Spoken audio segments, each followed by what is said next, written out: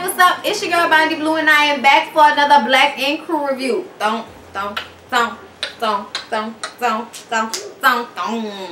that shit like that, alright?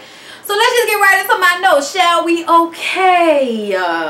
Richard is getting ready for the arrival of he and Anya's new baby girl, okay? And he's on this month trying to convince us that he's a brand new man, okay? He's been gotten chance after chance. His guardian angel, his mama, has been looking out for him, and that is the only reason that the cokehead is not in jail right now. The Lord has a watchful eye on Richard, okay? On Richard Duncan, ain't that his name? That's what his name is, okay?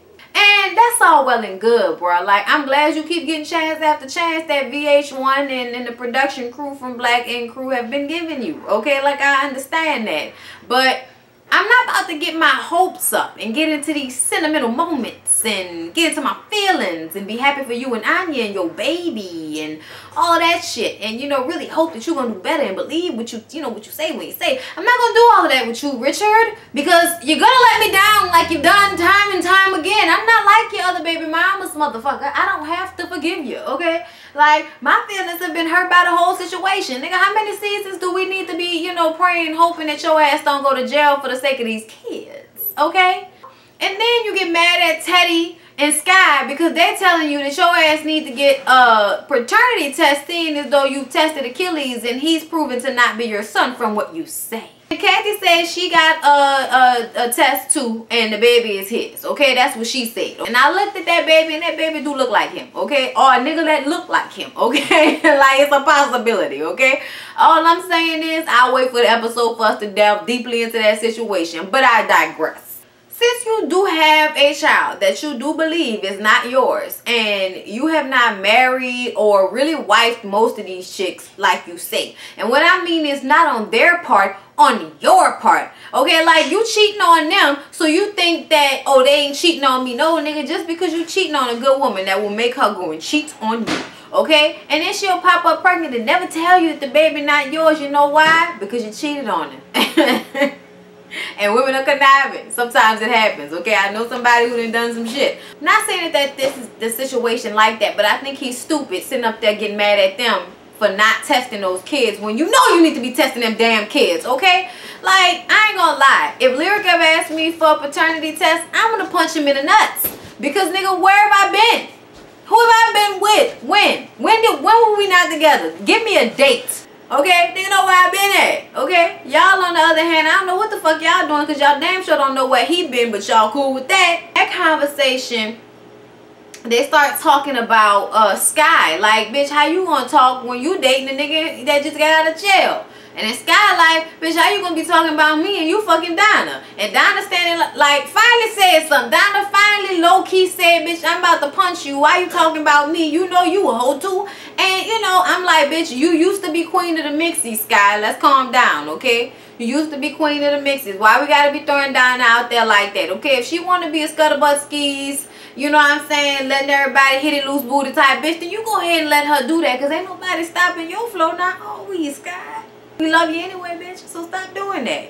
I don't like that. Why you gotta keep talking about other people's vaginas? Like, don't worry about what they doing with their shit. Worry about what you doing with yours, okay? But I understand I'm the type of person that at that moment, I was trying to make a fucking point. Don't worry about my nigga in jail. Worry about the bitch you standing next to right now that you fucking and your baby mama that's about to have your baby today. Go worry about that situation. Because Donna had that dick look on her face when he said that he and Anya have a solid relationship. Therefore, he know that that baby is his. And she had that dick look like, y'all got a solid foundation, my nigga. Like, you done ate me out with cocaine on my clit. What you talking about? Don't y'all love when I get into it? Sees is renovating the shop. Okay, good for him. I'm so happy they're getting all of the cum stains out the building and making room for some new ones. Okay, we got new sofas, people, and we got that leather shit so we can wipe it down. You ain't gonna be fucking up the upholstery in this bitch, okay? And I'm happy for C's, okay? But we only using this as a way to talk about the fact that he is not over Duchess, okay? He's not over it. Sky comes in there and tells him that he needs to go to Paris, get his woman, grab her by the face, tell her that he love her, tell her that he need her, tell her that he want to be with her, tell her that you can't live without her, tell her that she's the onlyest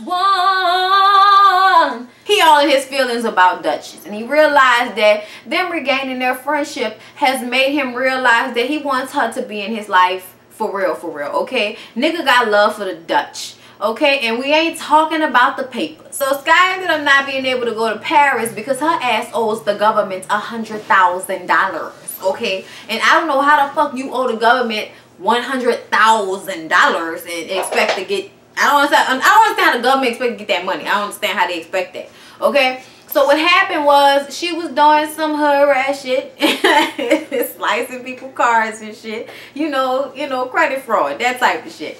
All right, and you know, you young ladies out there like to get into that, and I don't like shit like that, because I feel like then that's like the IRS. And that's like different shit, and I don't ever want to be in that type of trouble, man. I'm telling you right now, I don't need that type of stress in my life. What she did was she went to jail. She was supposed to go to jail for 2 years. She got out after 1 year and was on probation. She wasn't supposed to leave the state, and she decided to, you know, flee the state.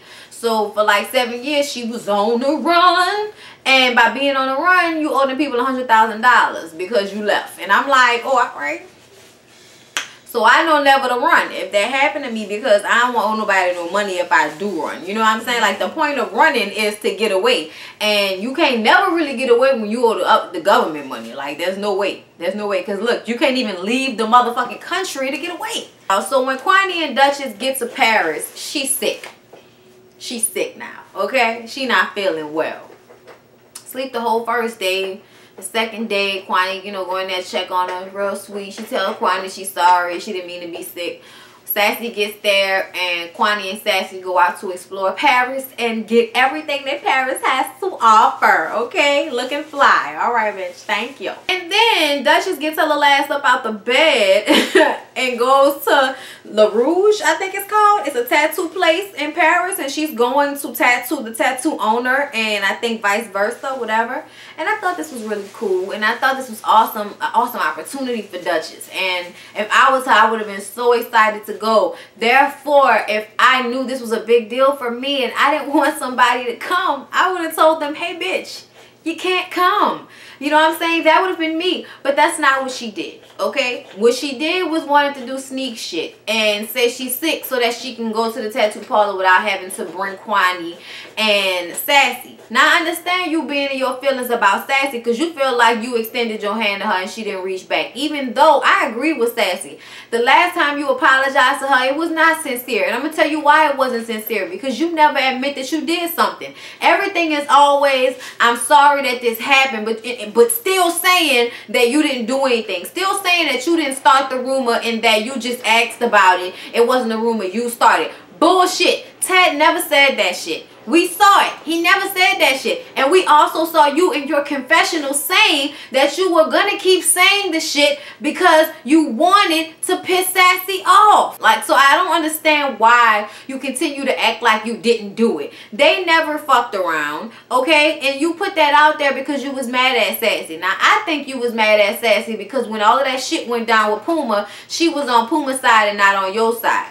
You know, I think that you just got in your feelings. And I realized that Duchess is like a sensitive person. You know what I'm saying? Because, like, she get in her feelings because she felt like Sassy and Kwani, and I don't understand why Kwani was included in this, but she felt like she didn't want them around her for the rest of the trip. We can be in Paris, but we don't have to be together. And I'm like, so what was the point in inviting Kwani if you were going to act that way with her? And why wouldn't you just say something to Sassy instead of waiting until y'all get there and acting ugly and making the trip less fun than it could have been? Like, y'all could have had a really good time if you would have just discussed that shit with her and let it go instead of just, you know, prolonging the situation and trying to be slick. When you finally did go sit down and talk with them and she asked you what the problem is because you playing a dust and acting like you know, you so bothered, like, for real, like, you know, you alright,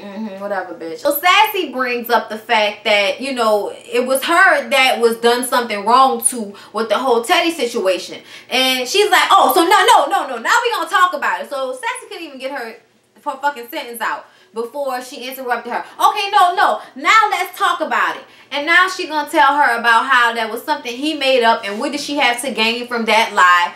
What do you mean, what did you have to gain? It's a mean girl tactic. You ain't really gonna need to have nothing to gain but watching somebody else look bad or making somebody else feel like shit. You don't really need to have like a real good rhyme and reason for it, bitch. Like, come on now, Dutch. Let's not do this. Alright, like, be real about it. That's what I can't stand. Like, just be real about it. If you don't fuck with the bitch, why you didn't say that from the beginning? And that way she wouldn't have never came. And she said that. She was like, if you would have told me this when we was home, I wouldn't have never came on the trip. But you ain't say shit. You know what I'm saying? She's like, well, fuck you. I don't need you in my life. And I'm like, see, a bitch would have told me fuck you and that would have been a fight. Like, I'm sorry. You can't, you know what I'm saying? Well, I'm trying to talk to you and you gonna tell me fuck me? Like that? Like, really? Like, I did you something? Word. Oh, all right. So she tell them that there ain't no party that night. They still show up at the fucking party because they didn't believe that there was no party. So they show up at the party and nobody says anything to Duchess. So now Duchess mad. First of all, I told y'all I didn't want to spend any more time with y'all while we were here. And you show up anyway, and then you don't even speak to me, the only person that you know at the party. And I'm like, so you don't want to spend no time, but you mad because they didn't speak to you. Okay.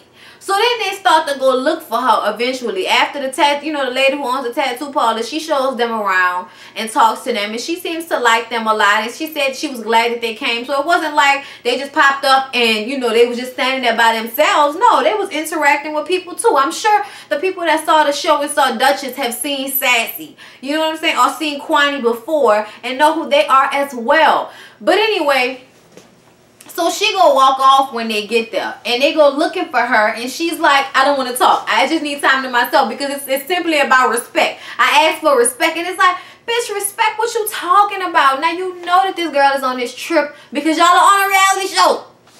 I'm sorry. I'm not passing up a trip to Paris for nothing. I don't give a fuck if I don't like you or not. VH1 paying, I'm going.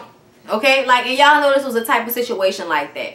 I just feel, y'all, this was just so stupid and this could have been avoided and now it's going to be this beef and it's not even fucking called for. And I'm mad at Duchess mostly because if she just would have said what it was from the beginning, it would have never went down like that. And I also felt like she was acting like a child by being so mean and shady about the shit instead of still just keeping it 100.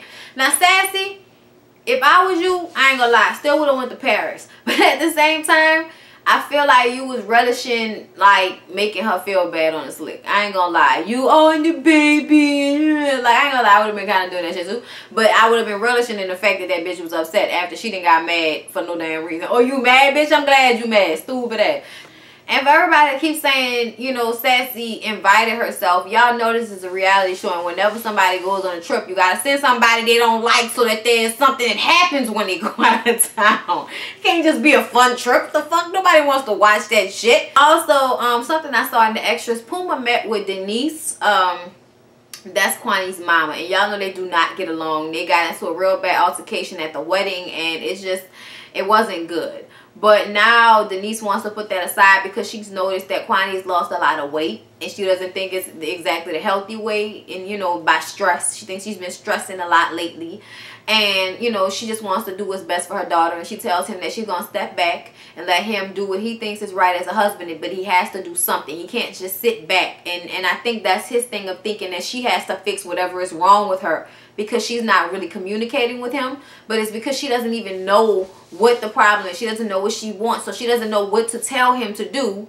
And he's just like, well, fuck, I don't know what to do. And it's, you know, it's just two young people with a whole lot of responsibility trying to figure out how to do it.